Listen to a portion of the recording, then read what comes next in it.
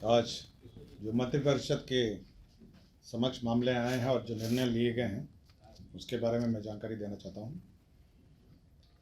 सबसे पहले मैं जो महत्वपूर्ण विषय है जाति आधारित गणना, आपको जानकारी होगा कि यह कार्य आरंभ हो गया है और सब तैयारियां इसकी पूर्ण कर ली गई हैं। इसमें जो सॉफ्टवेयर निर्माण किया जाना था, ऐप और पोर्टल, उसके लिए जो परामर्शी का चयन है वह भी कर लिया गया है और उसमें व्यय 2,44,94,440 का व्यय होने पर स्वीकृति दी गई है। दूसरा ये था कि आपको जानकारी होगा जो election commission of India voter list का पुनरीक्षण कर रही है और साथ ही साथ विभिन्न विद्यालयों की परीक्षा मैट्रिक और इंटर की भी टेंटेटिवली कार्यक्रम निर्धारित किया जा रहा है। तो यह कार्यक्रम, ये दोनों कार्यक्रम आपके जाति आधारित गणना के बीच में पड़ रहे थे। एक तो इलेक्शन कमीशन का जो वोटर लिस्ट का रिवीजन है वो चल ही रहा है और साथ ही साथ अगले साल शुरुआत में मैट्रिक और इंटर की परीक्षाएं हैं। इसी के मद्देनज़र जो जाति आधारित गणना है उसका समय सीमा फरवरी 2023 से बढ़ाकर मई 2023 तक विस्तारित कर दिया गया है। तो मई 2023 तक ये प्रतिवेदन आ जाएगा और सरकार ये के समक्ष इसको रखा जाएगा। एक और भारत सरकार की योजना है, ये वही आवासन एवं शहरी कार्यालय मंत्रालय है, SBMU 2.0 है। इसके विभिन्न घटक हैं और इसके अंतर्गत जो भारत सरकार ने केंद्रांश स्वीकृत किया है 1,204.80 करोड़ है और ऑलमोस्ट उसी अनुपात में जो पूर्व की योजना है उसी अनुपात में राज्यांश भी है। और इसमें घटक जो है मैं पढ़ देता हूँ। एक तो व्यक्तिगत शौचालय, समुदाय शौचालय है, इसका अंशदान अलग अलग है, और प्रयुक्त जल प्रबंधन, यूज्ड वाटर मैनेजमेंट है, और ठोस अपशिष्ट प्रबंधन है, सॉलिड वेस्ट मैनेजमेंट है। Information communication and behaviour change है, सूचना शिक्षा संचार व्यवहार परिवर्तन है, क्षमता परिवर्तन और कौशल विकास है। तो बहुत सारी ये योजनाएं हैं और सबके अलग अलग कंपोनेंट हैं, अलग अलग केंद्रांश और राज्यांश है।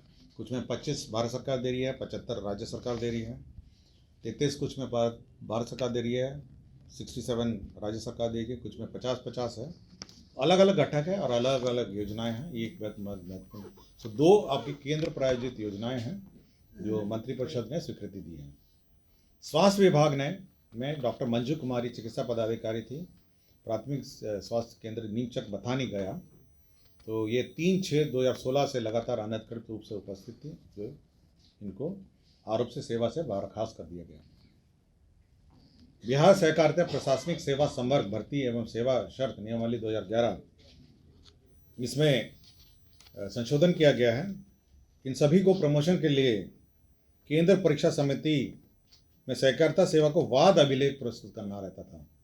वाद अभिलेख जो रिकॉर्ड्स प्रस्तुत करना होता था, उसकी परीक्षा, उसका चेकिंग होता था और उसके बाद फिर उनका प्रमोशन होता था। डिपार्टमेंट रिक्वायरमेंट वो था, तो वो हटा दिया गया है। एक बहुत छोटा सा संशोधन है कि अब वाद अभिलेख उनको प्रस्तुत नहीं किया जाना होगा।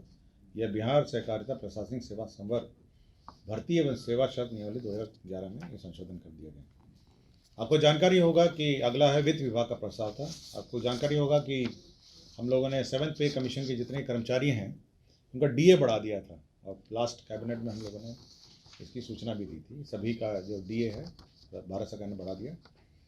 अब कुछ कर्मी हैं जो पंचम और षष्टम में भी हैं, जो कर्मी हैं, तो जो पंचम में हैं उनका 381% से 396% DA बढ़ जाएगा और जो षष्टम है उनका 203 से 212 बढ़ जाएगा। तो कुछ पुराने कर्मी भी हैं जो विभिन्न पे स्केल में हैं और विभिन्न पे कमीशन के रिकमेंडेशन के स्केल में हैं। तो ये दोनों जो कैटेगरी है, पंचम और षष्टम, ये अपने अपने जो वेतनमान है उसमें 381 को 396 और 203 को 212% बढ़ोतरी होगी। जो महत्वपूर्ण योजना है ये सेंट्रली स्पॉन्सर्ड स्कीम भारत सरकार की है। पहला है ये आवासन शहरी कार्य मंत्रालय भारत सरकार, ये भारत सरकार की स्कीम है। अमृत 2.0, आपको याद होगा कि अमृत 1.0 कार्यान्वित किया जा रहा था अब अमृत 2.0 की मंत्रिपरिषद ने सैद्धांतिक स्वीकृति दी है। इसमें जो केंद्र अंश है वो 2620 करोड़ है, 2620 करोड़ केंद्र अंश है, और राज्य अंश जो है, जो 1 लाख तक की आबादी है, उसमें 50% राशि राज्य सरकार देगी और केंद्र सरकार 50%। जो 10 लाख से 1 लाख की आबादी है उसमें 2/3 राज्य सरकार देगी और 1/3 भारत सरकार देगी, और जो 10 लाख से ऊपर है उसमें 75%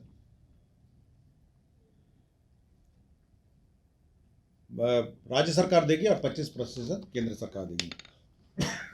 तो अमृत 2.0 योजना की स्वीकृति दी गई। इसी में 2 कमेटियां भी हैं, स्टेट लेवल टेक्निकल कमेटी है और state high powered committee SHPC भी है। ये दोनों मुख्य सचिव के स्तर पर कमेटियां हैं। इसकी भी स्वीकृति आज इस बैठक में दी गई है। तो 2620 करोड़ जो केंद्रांश है उसके साथ राज्यांश भी आएगा। तो ये बहुत महत्वपूर्ण योजना है, और इस योजना के अंतर्गत जो मुख्य घटक हैं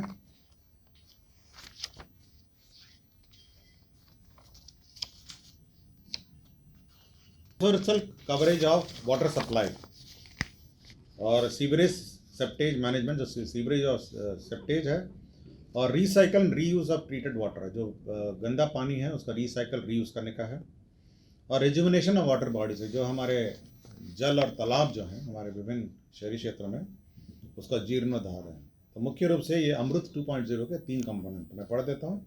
वाटर सप्लाई का यूनिवर्सल कवरेज है, सीवरेज सेप्टेज मैनेजमेंट और recycle of reuse of treated used water.